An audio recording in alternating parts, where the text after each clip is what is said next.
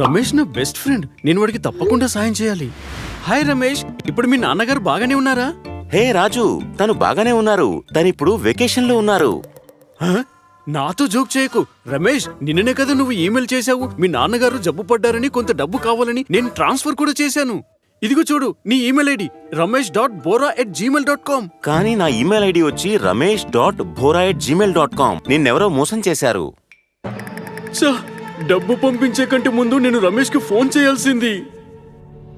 అప్రమత్తంగా ఉండండి. మోసపూరిత ఈమెయిల్ నుండి దూరంగా ఉండండి. చేయవలసినవి: పేమెంట్ చేసే కంటే ముందుగా సదరు వ్యక్తిని మరియు మీకు వచ్చిన ఈమెయిల్ ఐడి సరైనదో కాదో చెక్ చేసుకోండి.